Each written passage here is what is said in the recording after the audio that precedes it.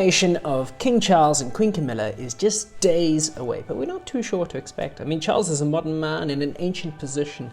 This is a man who brought organic farming and ideas of climate change into the world in the 70s, ideas which would only grow with time. Due to Queen Elizabeth II's magnificently long reign, this is also the longest period that we've ever seen between coronations in Britain.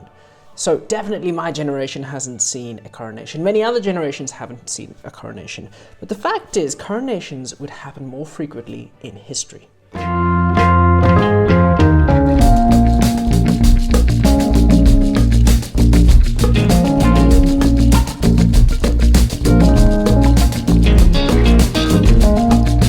Hello and welcome to the channel. I am of course the Knight of History and this is part number 2 of the coronation. What to expect? Please don't forget to like, comment and subscribe. Now let's actually go ahead and get straight into this. Since 973, the coronation of King Edgar, 5 steps have always been included in the coronation. The recognition and oath, the anointing, the investing of regalia, the crowning and the enthronement, and paying homage, all of which I explained in part number 1 of this coronation little series. So, we also know that the coronation is going to take place in Westminster Abbey because all but 4 coronations have happened there since 1066. And the coronation is going to be performed ceremoniously by the Archbishop of Canterbury. However, over 1,000 years of history have happened through these coronations. Slight alterations have happened with each and every single monarch. Therefore, I studied the past 2 coronations of George VI and his consort, Queen Elizabeth, and Queen Elizabeth II, their daughter, as well as both media and palace announcements to try and attempt to gain an understanding of what to expect in this coronation. It has been 8 months since Charles became king, which means Operation Golden Orb, the planning for his coronation, has been in place. But in reality, this plan has been in place for decades, but representatives and governments and palaces obviously meet up annually to make sure that everyone is kept up to date. And of course, it's all about putting the plans into action now. Summer months are often chosen, like this one, to make sure that they draw in bigger crowds and they don't have rain. But of course it's Britain, so who knows what is going to happen. But who actually plays a role in the coronation? It is officiated by the Archbishop of Canterbury, who has officiated most of the coronations since 1066. Obviously not the same person, but the person within that position. He is assisted by the Dean of Westminster, while there are the so-called 9 great officers of state, which date back to 1066. However, only 5 of these positions have been filled for the past 200 years or so. The Earl Marshal, known as the Dukes of Norfolk, are in charge of organising the coronations, and they've held this right to do so since 1672. When both the King and Queen enter, they will be surrounded by members of their household. Camilla does not want ladies-in-waiting carrying her train. Instead, she and King Charles have opted for 4 pages of honour, who are close to the monarch. Many of them are their grandchildren, such as Prince George. Which leads me to believe that the robes aren't going to be as long and as heavy as previous coronations. I also doubt that the robes will be made with the traditional ermine fur, as King Charles is the climate change animal-loving man he is, but there may be a faux fur instead, a fake fur. Both monarchs will be assisted. For the sovereign, King Charles, he will be assisted by the bishops of Durham, Bath and Wells, as per tradition for the past centuries. Traditionally, it has also been that a number of peers will be present to carry in the regalia, but there will also be a number of heralds and traditional roles such as choir singers and musicians in the procession. There will, of course, be a guest list. The immediate royal family are, of course, invited. Harry has also said he's going to come completely alone without his wife or children. In previous coronations, scaffolding was put up around Westminster Abbey so it could seat 8,000 people, but not this time. Only 2,000 people will be allowed in. The king has invited a bunch of well-to-do members of the population who he feels are not only deserved, but best represent modern Britain today. At Queen Elizabeth II's coronation, and for the past 1,000 years that is, all peers were invited, and they were allowed to don their coronets when the sovereign was coronated, when the crown of St. Edward was placed on their head. Many peers still claim the right to be able to go to the coronation as their ancestors have done for hundreds and thousands of years, such as the Marmer family, who have been the king's champions since William the Conqueror's coronation. But this time round, it seems that only 20 peers have been invited, And Francis Marmor, the man who would be the king's champion, seems to not have received an invitation. So why the peer smear? Well, less space means fewer people.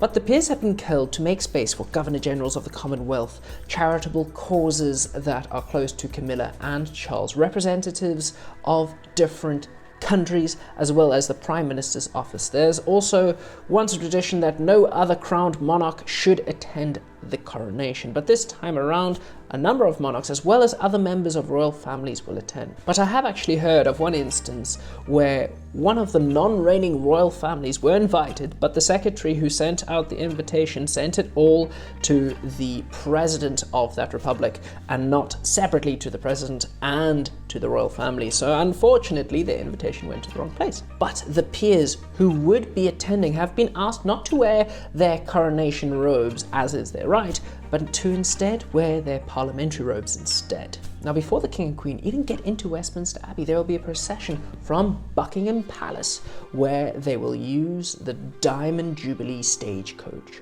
made for Queen Elizabeth II in 2014. They decided to use the stagecoach instead of the golden stagecoach because it is more comfortable and convenient. Now, what on earth are they actually going to wear? Now, I'm not really one to talk about fashion, although I actually do enjoy fashion. We're going to talk about this. Traditionally, until George VI, the king or queen would wear a crimson velvet surcoat over a silk stockings and breeches, and below the left knee would be the Order of the Garter, England's oldest order of chivalry. However, there are rumours that Charles will copy William IV and wear the uniform of an admiral, a war costume inside a church in a solemn Christian ceremony sounds a little bit inappropriate. But more importantly, the uniform will be rather impractical, as the king needs to be anointed with holy oil on his head, wrists, hands, and his chest. Therefore, taking off an entire admiral's uniform is just simply impractical. But when he does actually come into the abbey, it is likely he will follow tradition and wear the crimson velvet gold embroidered robe of state, the same one that is worn at the opening of Parliament. Over the robes, there will be a fur cape and the collar of the Order of the Garter. At this point, the king may not wear a crown yet. Instead, he will wear a crimson cap of maintenance, the same cap that lines the interior of crowns, a tradition that dates back to Henry VII, who received a cap of maintenance from the Pope as a symbol of his royal authority. It pretty much means that he is already king. In years gone by, queens have worn the white cloth of gold to their coronations, but this changed in 1831 with Queen Adelaide, who wanted to stick with the times and be more fashionable. She set the new trend to wear white gowns with gold embroidered flowers. Queen Elizabeth II wore the same type of dress, but the flowers were there to represent each nation that she was head of state of. Queens have also worn Queen Victoria's diamond coronation necklace and earrings. Queens, like their husbands, do not walk into the abbey with a crown on their head, but they do have a robe that remains the same purple throughout the entire ceremony. Other female members of the royal family traditionally wear white gowns with tiaras. The entire ceremony is expected to take around 2 hours, but these things do take time and there's no need to rush them. I actually heard of a rehearsal that happened the other day that took around 3 hours. When they actually arrive, the clergy and other royals and dignitaries will enter the abbey with the choir singing. The regalia are to be carried in and placed on the high altar. Then the queen consort will enter with cries of Vivat, Vivat Regina, Latin for long live the queen. She will be seated on one side of the abbey because her coronation ceremony only happens after the king's and she isn't involved in the king's ceremony. Then, of course, King Charles will enter to cries of Vivat, Vivat Rex, Latin for long live the king, and he will be seated on the chair of state. The coronation traditionally takes place in a Protestant service of Holy Communion and is traditionally focused on Anglican dogma. But King Charles has asked there to be a number of other faiths represented at the coronation. He doesn't want to be seen as the defender of faith, Christianity, but he wants to defer to be the defender of faiths, all faiths, not just one. The modern concept of a coronation being attached to a religion as the king is God's representative on earth is unique to Britain. And this is why the other 9 European monarchies have done away with coronation, so that they be more inclusive to all. But there is speculation, like at the Queen's funeral, there will be readings and prayers by other religious leaders, which is exactly what Charles wants, a modern Britain. The recognition and oath, which I touched on in the last episode, is where we see the great officers of state going east, west, north and south ends of the abbey. The archbishop will then turn in all 4 directions and state, "I here present unto you Charles, your undoubted king, wherefore all you who have come this day to do your homage and serve are you willing to do the same?" He obviously says this to the crowd. The crowd will then respond with "God save King Charles." The oath dates back to 1689, where there were co-monarchs, William and Mary. The king will take an oath to govern Britain accordingly to the Constitution and maintain the Church of England, oaths which the monarch has to legally sign, and he will be presented with a Bible. The next step is the most religious part of the ceremony, anointing of oil, which dates back to a number of traditions from biblical times in Judah and Israel. Here King Charles's robe and cape are removed whilst the choir sings, and he will move to the coronation chair, St. Edward's chair, which sits on top of the stone of Scone. The anointing will be hidden from the general public with a golden canopy held by 4 knights and ladies of the Garter. The oil is held in an eagle-shaped jar called an ambulet and is poured into a filigreed spoon, which is what the archbishop will use to anoint the sovereign's hands, chest and head. The spoon, by the way, dates back to the 1100s and is the oldest part of the regalia because it wasn't destroyed in the Civil War and it wasn't lost at sea. The anointing will then end with an Anglo-Saxon prayer and the canopy will be removed. The next step that we will see is the investing of regalia. Once he is anointed, he will be dressed in vestment robes, similar to a bishop as God's representative on earth. He will put on a white linen Columbian sudus, like a white dress. Then he'll put on the cloth of gold supertunica. Then King Charles will be invested with the regalia. The spurs, representing chivalry, are brushed against his heels. The sword of state is presented by the archbishop and will probably be strapped to Charles's waist. He will then be given the arm mails, golden bracelets representing serenity and wisdom. Then the gold stole will be placed around his neck and the royal mantle, another cape, is put on. So, you can see why wearing a traditional uniform may be much better than wearing the admiral's uniform because of all the times he has to get dressed and undressed and changed. Next, he will be presented with the golden orb, representing the rule of God over the will. Then he will have a ring placed on his finger, representing the monarch's marriage to the entire nation. Finally, the 2 scepters are given to him, symbols dating back to ancient Egyptian times. The sovereign scepter represents that he is the head of state, and the Cullinan 1 diamond taken from South Africa in 1905, the largest diamond in the crown jewels, is inside this scepter.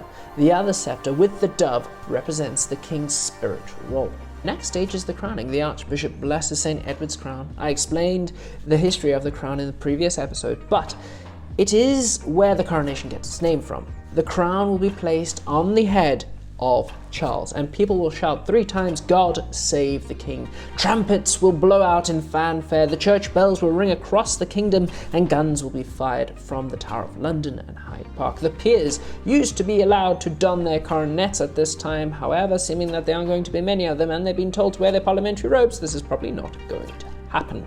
Here, the archbishop will say the coronation formula, an ancient Latin phrase. But this, of course, is the most important moment of Charles's life. However, he is wearing the heavy stones and metal regalia, so it might be one of the most uncomfortable moments of his life as well. The last step of the coronation ceremony is the enthronement and the homage.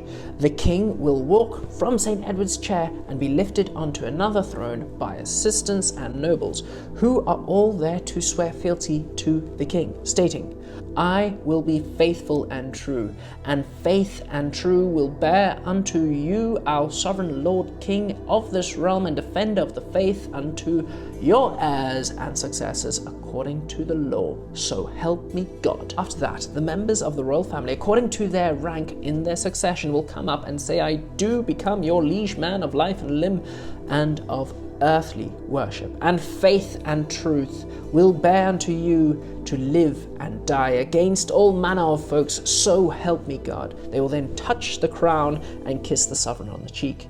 Traditionally, each of the most senior ranks of the 5 peer groups will do the same. But we have been told that only the Archbishop and Prince William will pay homage on behalf of everybody present. Finally, at this point, we will see Queen Camilla, the Queen Consort, be anointed, invested with regalia and crowned, and enthroned as well. Traditionally, they would have knelt on an altar, but seeing that Camilla is a woman in her 70s, she may be seated. She is likely going to be wearing Queen Mary's 1911 crown, a rather controversial crown as it holds the Coronation diamond, the 105-carat stone, which was stolen from India from a 10-year-old Maharaj. And both India and Pakistan have written to Britain asking for it back, as they say it is the representation of a painful reminder for the British imperial history that they had over there. However, the palace has stated that they will actually modify the crown by placing in the Cullinan 3, 4 and 5 diamonds where the Coronal diamond once was. However, the Cullinan diamond was taken and mined in South Africa. The consort will be given a ring to place on the right hand and seated to the right and slightly below the king. The couple will then receive Holy Communion and enter St. Edward's Chapel, where the crown is laid on the high altar. Charles should then change again into a purple surcoat and has the imperial robes of state made in purple velvet placed over him. He enters the abbey in crimson, a red, and leaves in purple, symbolizing his transformation from a normal sovereign to an anointed sovereign, because since the Byzantine Empire, purple dye was once restricted to only be used by royalty. King Charles will then put on the imperial state crown, which has a purple cap of maintenance and holds the scepter along with the orb, as he and Queen Camilla, along with all the other royals, will progress outside of the abbey, whilst the entire public inside the abbey will sing God Save the King, where they will get into the stagecoach and have a procession which is known as the Coronation procession, which will be much more grand compared to the procession that they arrived in, with members of the military, charities, bands and the police, and they will have around about a 45-minute procession throughout London, taking them back to Buckingham Palace. When they finally arrive in Buckingham Palace, the working royals will go out into the balcony of Buckingham Palace and there will be a flyover by the Royal Air Force. Afterwards, there will be a private banquet at the palace. Although not published, the menu will probably come from the organic foodstuffs produced by King Charles's estates. The next day, there's probably going to be a whole bunch of picnics and street parties throughout the entire country, as the population has been invited to take part in what is known as the Big Lunch. A time for a community to come together and gain a sense of unity. And of course, then after that, there is the massive music festival happening at Windsor Castle in a celebration, with the next day, Monday, being a bank holiday. I'm sure people will be absolutely grateful. One thing that I would actually like to say is that there are probably going to be protesters, especially climate change protesters, who are going to try and use this massive world stage of the coronation to try to get their message across.